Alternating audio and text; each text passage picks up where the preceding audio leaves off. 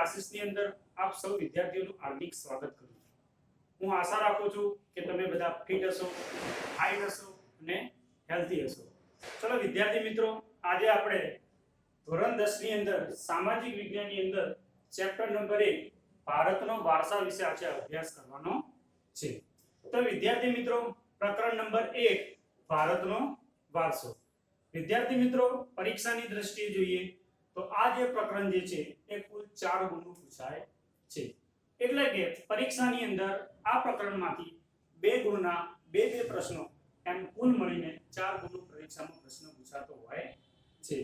તો ચલો વિદ્યાર્થી મિત્રો, આજે આપણે શરૂઆત કરીએ. પ્રશ્ન નંબર 1, સંસ્કૃતિ એટલે શું? તો પહેલો જ પ્રશ્ન છે, સંસ્કૃતિ એટલે શું?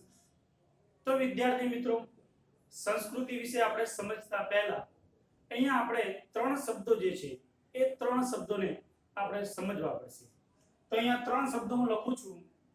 એક છે પ્રકૃતિ છે, બીજો શબ્દ છે વિકૃતિ છે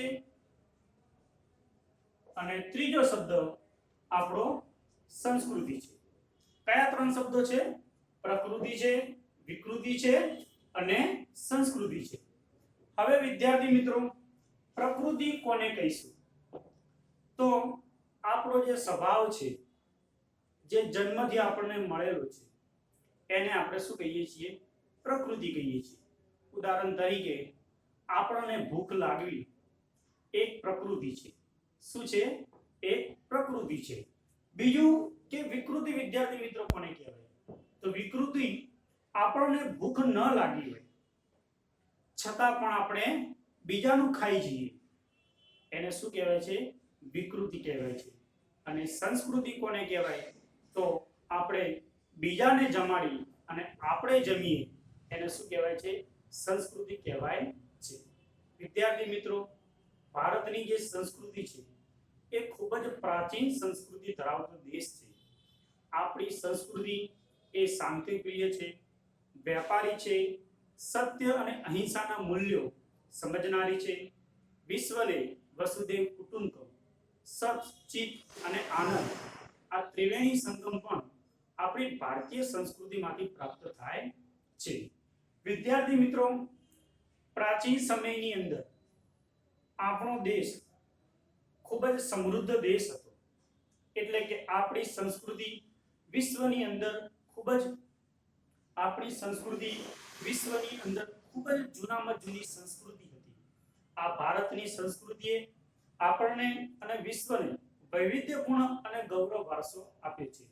તો વિદ્યાર્થી મિત્રો, હવે આપણે સંસ્કૃતિનો અર્થ સમજીશું. તો સંસ્કૃતિ કોને કહેવાય? તો સંસ્કૃતિનો અર્થ આપણે સરળ ભાષામાં સમજીએ તો સંસ્કૃતિ એટલે આપણે જે કાંઈ છીએ એને શું કહેવાય છે? સંસ્કૃતિ કહેવાય છે.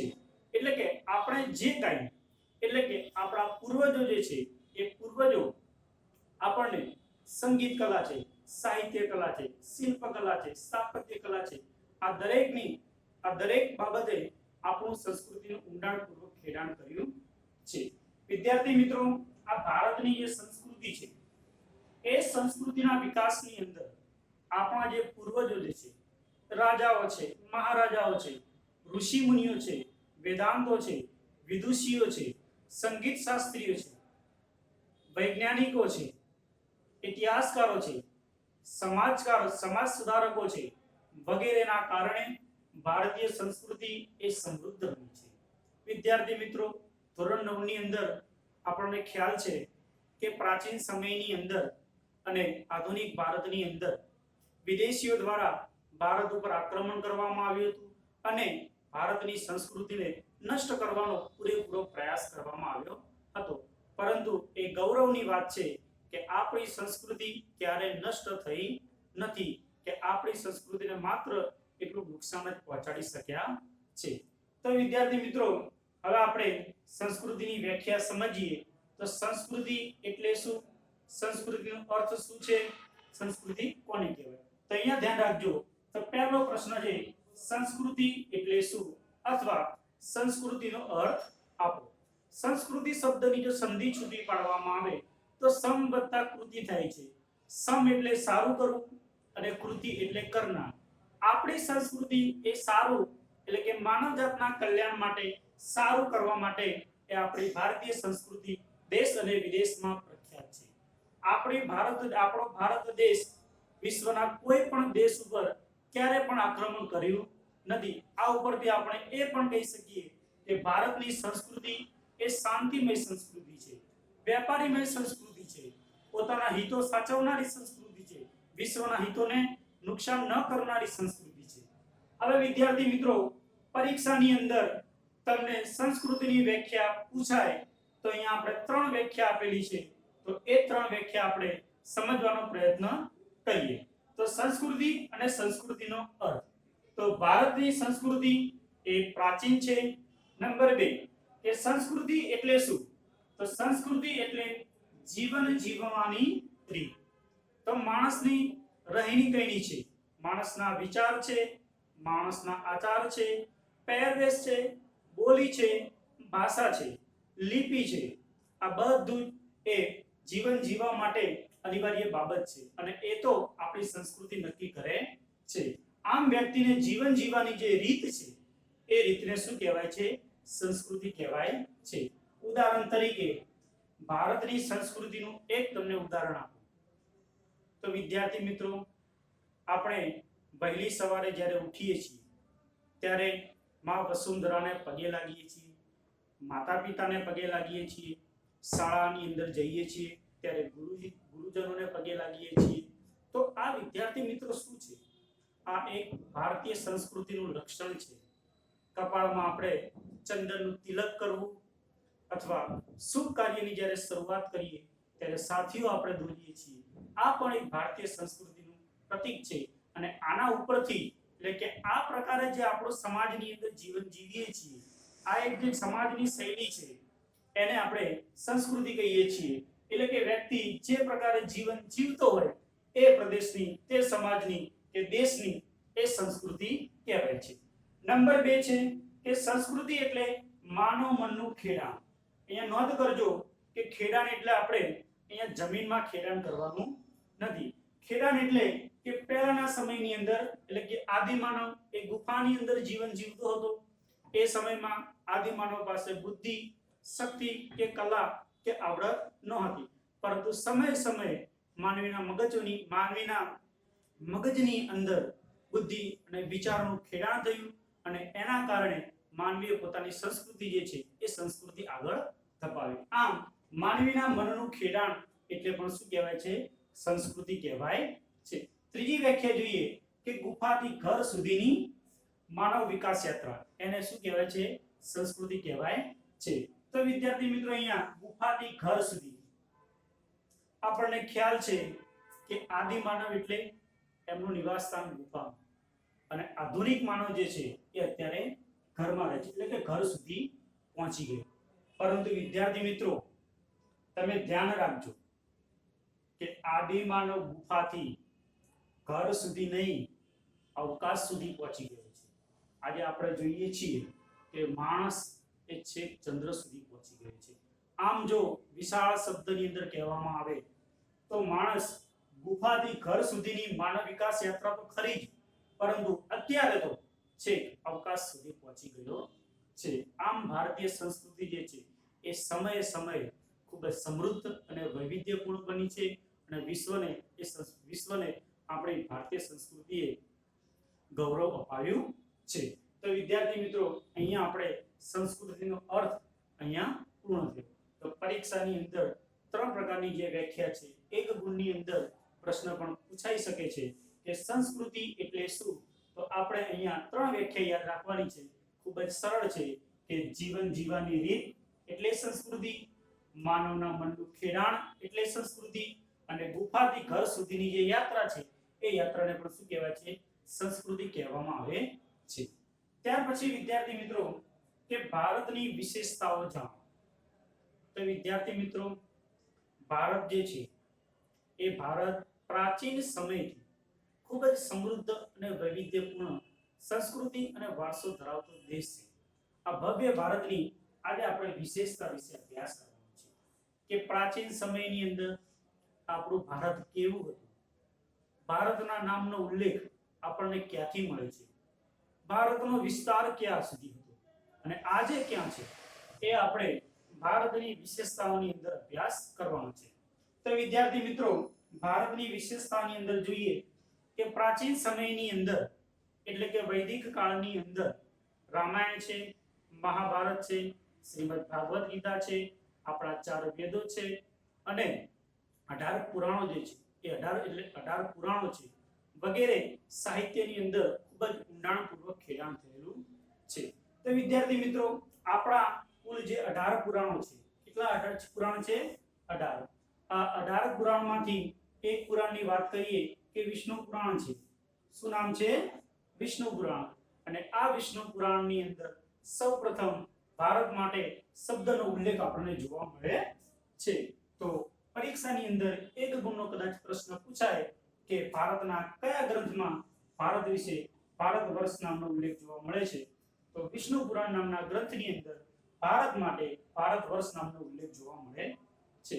વિદ્યાર્થી મિત્રો, બીજું કે આપણો ભારત જે છે એ ભારતની ઉત્તર, દક્ષિણ, પૂર્વ અને પશ્ચિમ આ ચારેય દિશાઓની અંદર શું આવેલું છે?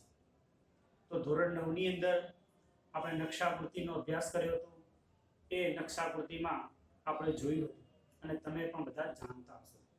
તો ભારતની ઉત્તરે તો આપણે અહીંયા જોઈએ કે આપણે 4 દિશાઓ જોઈએ છીએ.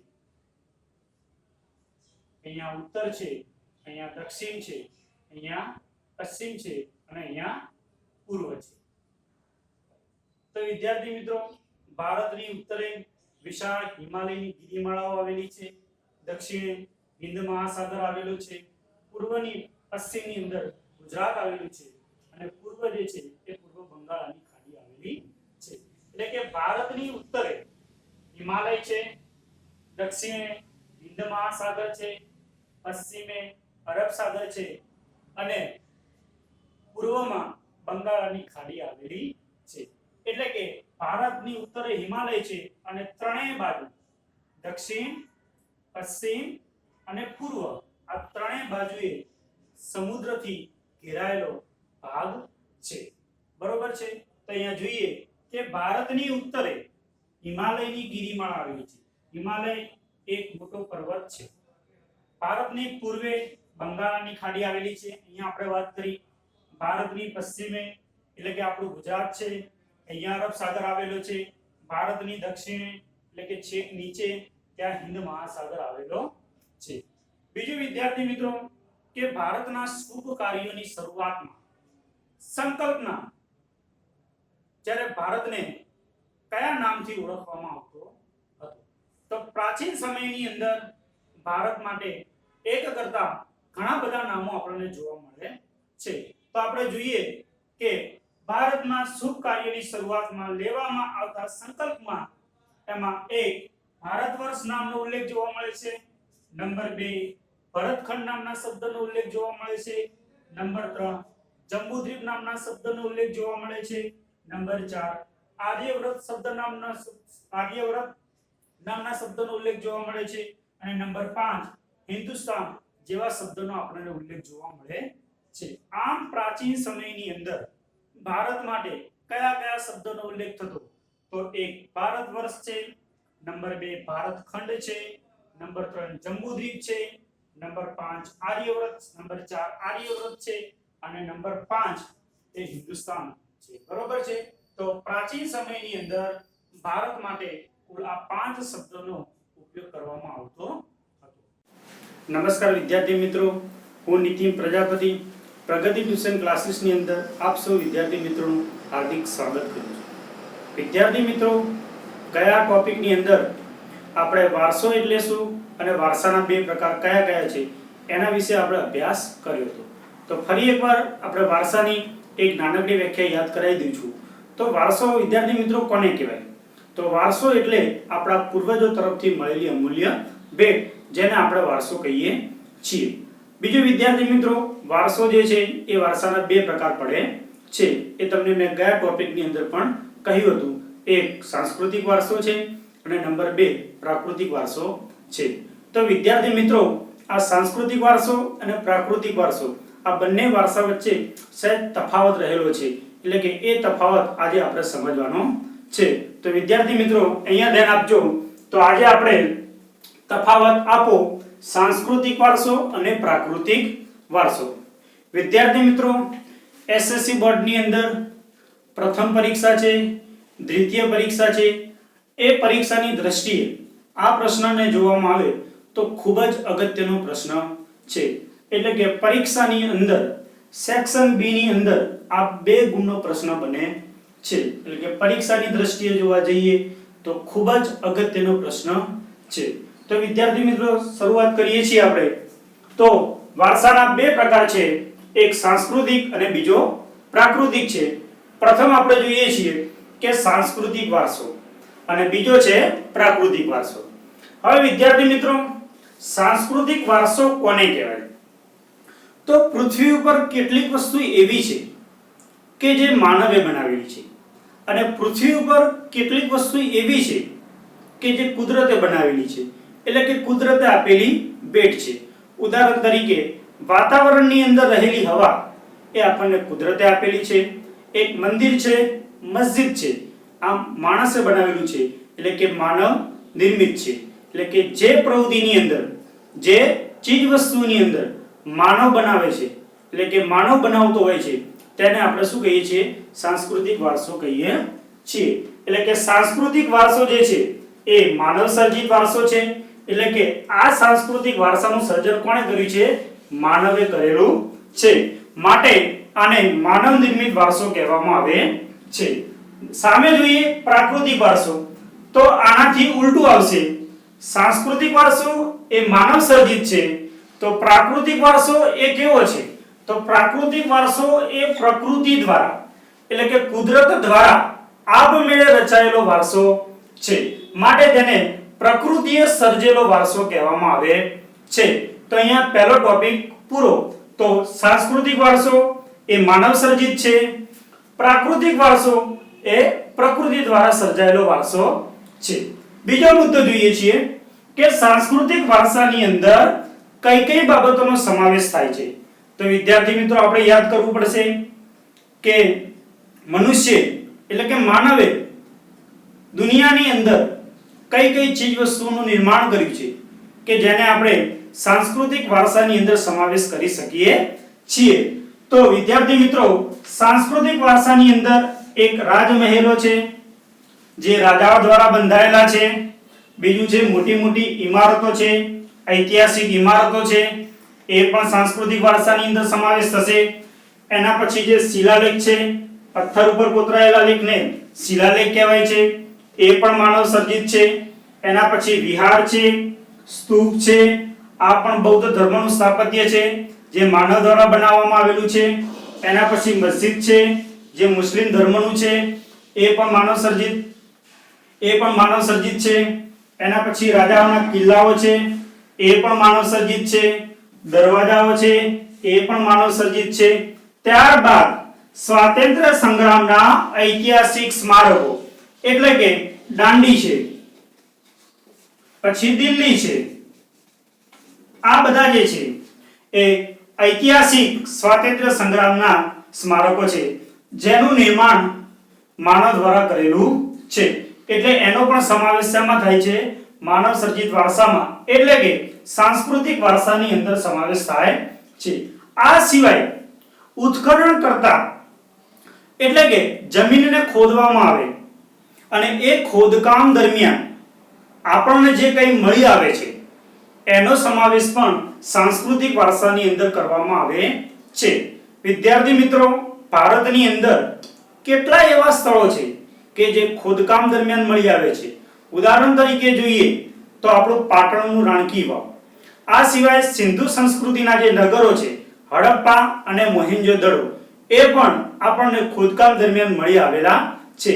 માટે આવી ખોદકામ દરમિયાન મળી આવેલી વસ્તુઓનો સમાવેશ આપણે સાંસ્કૃતિક વારસાની અંદર કરીએ છીએ. સામે હવે જોઈએ અહીંયા બીજો ટોપિક શું છે? તો અહીંયા આપણે જોયું કે સાંસ્કૃતિક વારસાની અંદર માનવે બનાવેલી ચીજ વસ્તુઓ જે છે, માનવ દ્વારા નિર્મિત છે, એ બધી વસ્તુનો સમાવેશ સાંસ્કૃતિક વારસાની અંદર થાય છે. સામે આપણે જોઈએ પ્રાકૃતિક વારસો. આ તો વિદ્યાર્થીઓ આપણને ખબર જ છે કે આમાં માનવીનો કોઈ જ હસ્તક્ષેપ હોતો નથી. આ સ્વયં કુદરત દ્વારા નિર્મિત થયેલું છે. તો જોઈએ આપણે પર્વતો છે, નદીઓ છે, સરોવર છે, જંગલો છે, નદીના ખીણ પ્રદેશ છે, રણો છે, દરિયા કિનારો છે, ઋતુઓ છે, જીવજંતુઓ છે, પશુઓ છે, પક્ષીઓ છે, વાતાવરણની અંદર રહેલી હવા છે, કુદરત દ્વારા મળતો સૂર્યપ્રકાશ છે, વગેરે બાબતોનો સમાવેશ શેમાં થાય છે? પ્રાકૃતિક વારસાની અંદર થાય છે. વિદ્યાર્થી મિત્રો, એક ગુણનો હેતુલક્ષી કદાચ પ્રશ્ન પૂછાય કે પ્રાકૃતિક વારસાની અંદર કઈ કઈ બાબતોનો સમાવેશ થાય, તો તમારે સાદી અને સરળ ભાષામાં યાદ રાખવું હોય તો કુદરત દ્વારા પૃથ્વી ઉપર જે કંઈ નિર્માણ થયેલું છે એ બધી જ બાબતો પ્રાકૃતિક વારસાની અંદર આવે છે. અહીંયા આપણે લખેલું છે એમાંની કોઈ એવી વસ્તુ નહીં હોય કે જે માનવે બનાવેલી છે. ઉદાહરણ તરીકે પર્વતો, તો પર્વતો માનવ બનાવતા નથી. નદીના ખીણ પ્રદેશ એ પણ માનવ બનાવતા નથી. ઋતુઓ જે છે એ ઋતુઓ પણ આપણે બનાવતા નથી. પશુઓ અને પક્ષીઓ છે એ પણ આપણે બનાવતા નથી. તો મિત્રો બધું બનાવે છે કોણ? તો બધું જ કુદરત બનાવે છે. માટે આને પ્રાકૃતિક વારસાની અંદર સમાવેશ કરવામાં આવે છે. તો આપણે અહીંયા બે ટોપિક ક્લિયર. ત્રીજો નંબર આપણે જોઈએ કે સાંસ્કૃતિક વારસો જે છે એ સાંસ્કૃતિક વારસો આપણને કોણ આપે છે? તો આપણા પૂર્વજો. હવે અહીંયા શબ્દ વિદ્યાર્થી મિત્રો સમજજો કે પૂર્વજો એટલે શું? તો વિદ્યાર્થી મિત્રો, આપણો જન્મ થયો એ પહેલા આપણા દાદા છે, દાદી છે, રાજાઓ છે, મહારાજાઓ છે, ઋષિ મુનિઓ છે, સ્વાતંત્ર્ય સંગ્રામના સેનાનીઓ છે, એ બધા જ આપણા પૂર્વજો કહેવાય છે. એટલે કે આપણા પહેલાના એ પૂર્વજો તરફથી આપણને મળેલી અમૂલ્ય ભેટ છે. ક્યારેક ક્યારેક વિદ્યાર્થી મિત્રો તમને એવો વિચાર આવતો હશે કે દિલ્હીનો લાલ કિલ્લો છે, કુતુબ મિનાર છે, પાટણનું રણકી વાવ છે, મોઢેરાનું સૂર્ય મંદિર છે, વડનગરનું કીર્તિ તોરણ છે, ચાંપાનેરની જામા મસ્જિદ છે, દિલ્હીની અંદર આવેલી એ જામા મસ્જિદ, અને અમદાવાદની અંદર તો વિદ્યાર્થી મિત્રો કુલ 54 જેટલા ઐતિહાસિક સ્મારકો આવેલા છે. આની નોંધ પણ સંયુક્ત રાષ્ટ્ર સંઘે લીધેલી છે. તો આ બધું આપણને આપ્યું કોને? આપણે તો વિદ્યાર્થી મિત્રો બનાવ્યું નથી. આપણો તો જન્મ થયો ત્યારે આપણે સીધું જોયું કે આ બધું તો બનાવેલું છે. તો આ જે બનાવેલું છે એ જ આપણા પૂર્વજોએ બનાવેલું છે, જેને સાંસ્કૃતિક વારસાની અંદર સમાવેશ કરવામાં આવે છે. તો પૂર્વજો એટલે કે આપણી પહેલા રાજા મહારાજા તરફથી આપણને મળેલી અમૂલ્ય ભેટ છે. સામે જોઈએ તો અહીં તો આપણને પૂર્વજો તરફથી મળેલો વારસો. તો પ્રાકૃતિક વારસો ક્યાંથી મળશે? તો પ્રાકૃતિક વારસો એ પ્રકૃતિ એટલે કે કુદરત તરફથી મળેલો વારસો છે. એ આપણને કુદરતે આપેલો છે. છેલ્લો ટોપિક કે તેના વિકાસમાં રાજા મહારાજાના યુગોથી થયેલો છે. સાંસ્કૃતિક વારસાનો વિકાસ એટલે કે રાજમહેલો છે, ઐતિહાસિક ઇમારતો છે, દરવાજાઓ છે, કુવા છે, તળાવો છે, વાવ છે, મોટા મોટા મહેલો છે, આ બધું જ બનવાની શરૂઆત રાજા મહારાજાના સમયથી થયેલી છે, જે આજે પણ આપણે જોઈ શકીએ છીએ. તો આ યુગોથી ચાલી આવતું આ કામ છે. બીજું કે પ્રાકૃતિક વારસાની અંદર તો પ્રાકૃતિક વારસાએ સાંસ્કૃતિક વારસાના ઘડતરમાં અમૂલ્ય ફાળો આપ્યો છે. તો વિદ્યાર્થી મિત્રો, માણસ ગમે તેટલી પ્રગતિ કરે પરંતુ પ્રકૃતિ વિના પ્રગતિ શક્ય છે નહીં. પ્રકૃતિમાંથી આપણને જે તત્વો મળે છે, પ્રકૃતિમાંથી આપણને જે ચીજ વસ્તુઓ મળે છે, એ વ્યક્તિના ઘડતરમાં, આપણી સંસ્કૃતિની અંદર, આપણા દેશના વિકાસમાં એ ખૂબ જ અમૂલ્ય ફાળો આપતો હોય છે. વિદ્યાર્થી મિત્રો, આપણે ઉદાહરણ લઈ લઈએ કે જંગલોમાંથી મળતી ઔષધિઓ. તો વિશ્વની અંદર સૌથી વધારે જંગલો જે છે અને જંગલોમાંથી મળતી ઔષધિઓ એ આપણા ભારતમાંથી મળે છે. તો આ આપણને પ્રાકૃતિક વારસાની અંદરથી મળેલી ભેટ છે કે જેના દ્વારા માનવી પોતાનો વિકાસ સાધતો હોય છે. તો વિદ્યાર્થી મિત્રો, આજે આપણે 2 ગુણની અહીંયા ટૂંક નોંધ પૂરી.